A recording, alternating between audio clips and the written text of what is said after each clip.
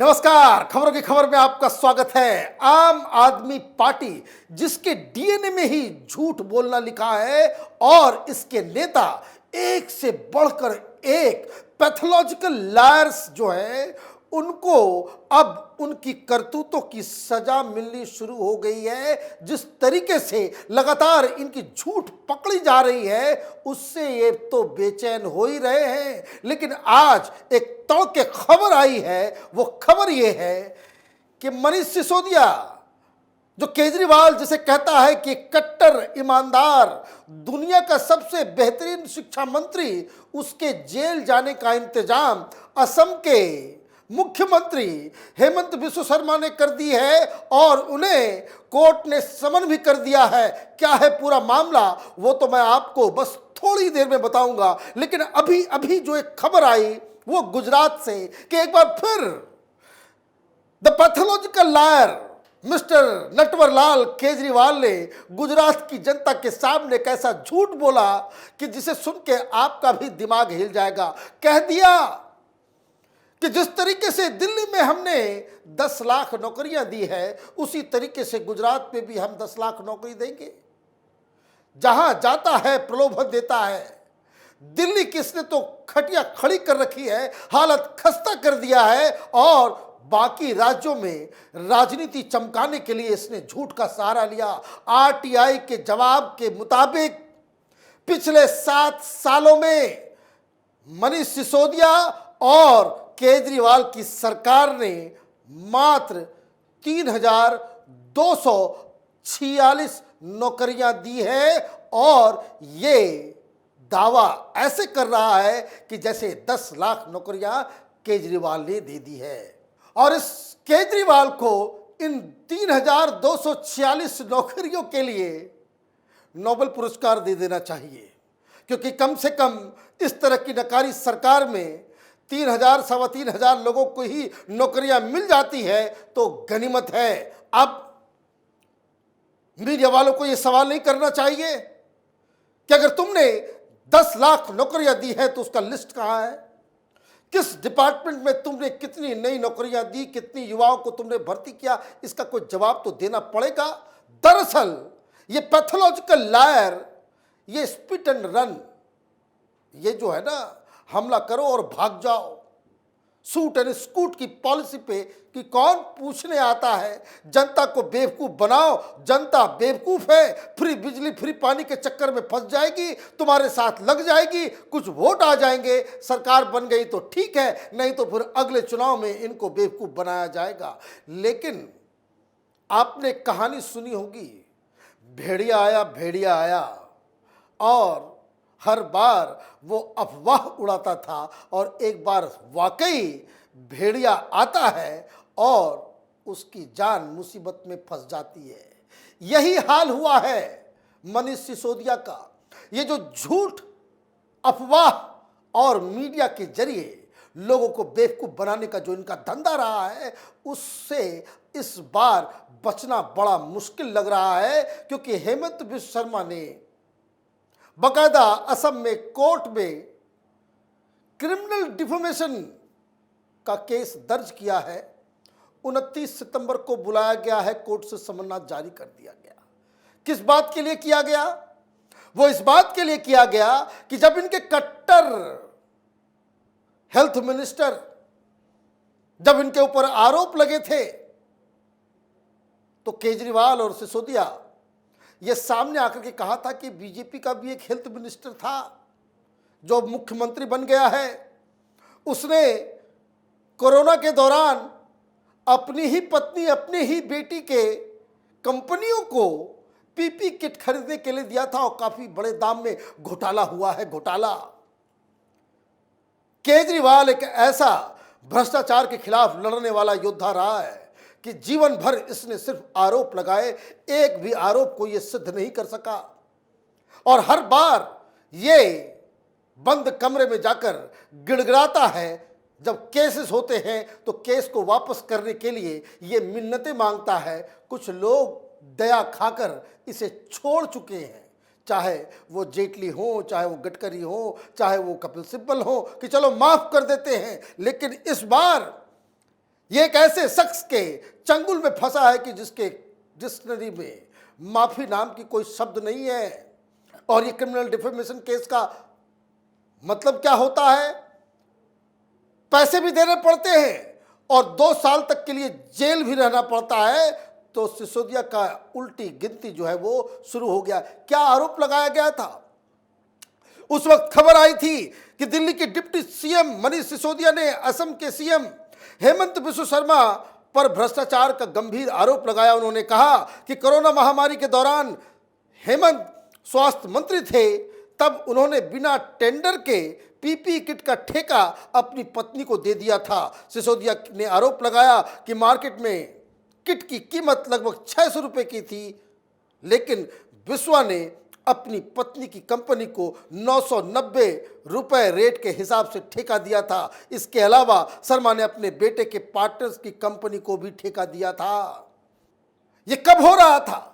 जब इसके सत्येंद्र जैन के ऊपर आरोप लग रहे थे, वो गिरफ्तार नहीं हुआ था, ईडी की एंट्री नहीं हुई थी।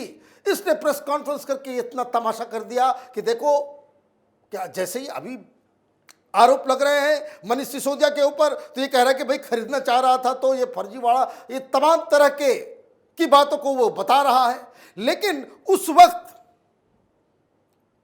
एक लायर वायर है प्रोपेगेंडा वेबसाइट, उसमें एक खबर आई थी, किसी ने देखा नहीं, किसी ने इंपॉर्टेंस नहीं दिया, और वहां यह खबर दिखाई गई थी कि किस तरीके से जो हेल्थ डिपार्टमेंट है असम का, मिनिस्टर की पत्नी को उसने ठेके दे दिए थे। कहानी क्या था? कहानी बस इतनी सी थी कि कोरोना की शुरुआत के दौरान जब देश में पीपी किट नहीं था, ये देखिए दलालों का जो पूरा जत्था है इस देश के अंदर में तस्वीरें निकाल देगी कि भाई डॉक्टर के पास पीपी किट नहीं है, तो सरकार क्या करेगी? सरकार कहती है कि भाई जो भी कंपनी है जो पीपी किट सप्लाई कर सकता है वो अर्जेंट बेसिस पे हमें दे दे। तो हर राज्य में इस तरह के सर्कुलर निकले, इस तरह के टेंडर को पास किया गया। बिल्कुल जहां कहीं बिल्कुल शुरुआती दौर में जहां पीपी किट था ही नहीं, तो कोई 1500 में दे रहा था, कोई 900 में दे रहा था, कोई कहीं दे रहा था, तो अलग अलग राज्यों में हर जगह। लेकिन चूंकि इमामों के ऊपर डंडा चलाने वाले मौलवी मौलाना और कट्टरपंथियों के ऊपर डंडा चलाने वाले हेमंत बिस्व शर्मा वो भारतीय जनता पार्टी के व्यक्ति हैं, तो उनके ऊपर ये लांछन लगाया गया, स्टोरी को क्रिएट किया गया। लेकिन ये तो पढ़े लिखे लोग हैं, पढ़े लिखे वैसे हैं नहीं जो दावा करते हैं ये मनीष सिसोदिया और अरविंद केजरीवाल, क्योंकि इन्होंने पूरी आर्टिकल नहीं पढ़ी कि ये जो आरोप लगाया कि भाई इतना बड़ा घोटाला हो गया, इसने वो आर्टिकल पूरे ढंग से पढ़ी नहीं। हम लेकर के आए उस आर्टिकल में क्या है। उस आर्टिकल में पूरी कहानी तो क्रिएट कर दी गई और उसके बाद बोला कि भाई following are the facts of the matters, और उसमें उसने लिखा कि the urgent work under assigned to शर्मा's wife's firm was cancelled on April 4, 2020, although the same was conveyed to JCB Industries through a letter dated 6 April 2020. It cited failure in supplying the life-saving cover-all protection kit in time required for treatment of corona-infected patient. Her firm could supply only 1,485 PPE kits out of the 5,000 kit ordered by NHM. क्या लिखा है article में कि दिया गया था तो tender urgent basis के ऊपर, लेकिन टेंडर को कैंसिल कर दिया गया। कैंसिल क्यों किया गया? वही पीपी किट देश भर में नहीं था, कहीं कहीं बन रहा था, वो तो लेटर फेज में जब प्रधानमंत्री मोदी ने एक मिशन के तौर पे हर कंपनी को कहा था कि जो कोई भी बना सकता है वो बनाए, तब जाकर के हिंदुस्तान में पीपी किट की संख्या जो है वो मैच कर सकी। लेकिन तो शुरुआती दौर की कहानी थी, तो आपको 5000 पीपी किट का ऑर्डर दिया गया, आप सप्लाई नहीं कर सके तो आपके टेंडर को क्या किया गया? कैंसिल कर दिया गया। तारीख भी बता रहा है। ये बात केजरीवाल और मनीष सिसोदिया इसने आर्टिकल में तो पढ़ा होगा, लेकिन जब डीएनए में ही झूठ है, जब आप पैथोलॉजिकल लायर होते हैं, तो आप इस तरह की तथ्यों को साइडलाइन कर देते हैं। आगे इसमें और भी एक खुलासा है। क्या लिखा हुआ है? दो 1485 PP kit received by the health department from JCB Industries in lieu of a government order against a set rate were soon presented to the Assam government as part of the firm's corporate social responsibility CSR.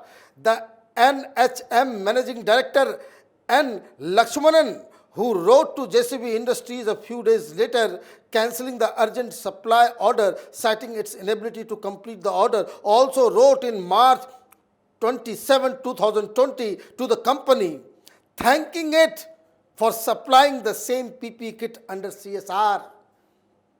मतलब 5000 PP kit का order दिया गया था, लेकिन ये tender cancel कर दिया गया क्योंकि वो पूरे 5000 पीपी किट को वो नहीं दे सका।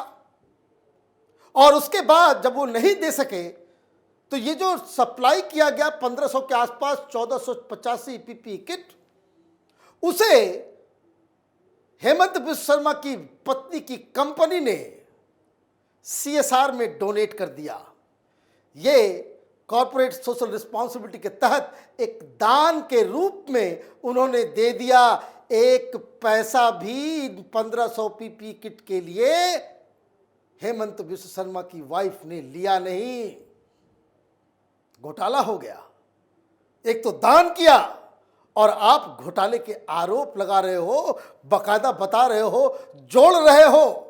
यह हवाला ऑपरेटर्स के साथ फर्जी कंपनी चलाने वाले सत्येंद्र जैन, यह महाभ्रष्ट व्यक्ति, और केजरीवाल और मनीष सिसोदिया की जानकारी में जिसने दिल्ली के अंदर में 200 बीघे जमीन खरीदे, उसकी तुलना आपने हेमंत बिश्व शर्मा से कर दी। किस आधार पे?